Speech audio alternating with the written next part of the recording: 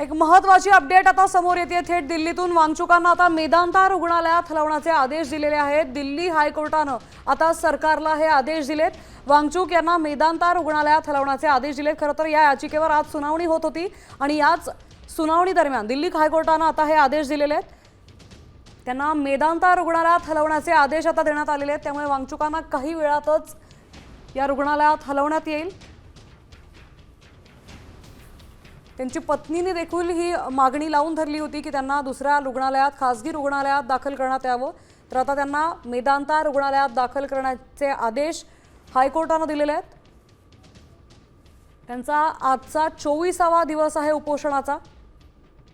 त्यांना 3 दिवसापूर्वी सफदरजंग रुग्णालयात दाखल करण्यात आलं होतं पोलिसांकडून। त्यानंतर त्यांना दुसऱ्या रुग्णालयात हलवण्यात यावं अशी मागणी करणारी याचिका त्यांच्या पत्नींनी कोर्टात दाखल केली होती। त्याच्यावर तातडीने सुनावणी व्हावी अशी मागणी होती त्यांची।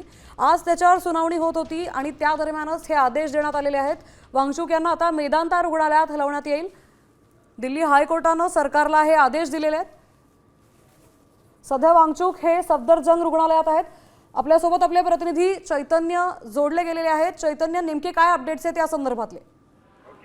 आपण बघतोय की जंतर मंतर या ठिकाणी कार्यकर्ते सोनम वांगचुक यांचं आमरण उपोषण सुरू होतं आणि त्या ठिकाणी पोलिसांचं एक पथक जाऊन त्यांना रुग्णालयात दाखल केलं होतं। सोनम वांगचुक यांच्यावर दिल्लीतील सफदरजंग रुग्णालयात उपचार सुरू होते। मात्र सोनम वांगचुक यांच्या पत्नी यांनी अशी मागणी केली होती की सोनम वांगचुक यांना पसंतीच्या रुग्णालयात हलवलं जावं, तिथे उपचार दिले जावे, अशा प्रकारची मागणी होती आणि याच प्रकरणी दिल्ली हायकोर्टात सुनावणी सुरू होती। काही वेळापूर्वी दिल्ली हायकोर्टात सुनावणीला सुरुवात झाली होती आणि आता न्यायालयाने याबाबत तातडीचे आदेश दिले आहेत। सोनम वांगचुक यांना दिलासा दिलाय असं म्हणता येईल। सोनम वांगचुक यांना त्यांच्या पसंतीच्या मेदांता रुग्णालयात हलवण्यास दिल्ली हायकोर्टाने परवानगी दिली, तसे आदेश त्यांनी पोलिसांना दिलेले आहे। आपण बघतोय की या सुनावणीच्या ठिकाणी एम्सचं एक पथक देखील त्यावेळी कोर्टात हजर होतं। या प्रकरणी नक्कीच चैतन्य, धन्यवाद आपण दिलेल्या सविस्तर माहितीबद्दल। आपण पाहतो त्यांच्या पसंतीच्या मेदांता रुग्णालयात दाखल करण्याचे आदेश आता हायकोर्टाने सरकारला दिलेत।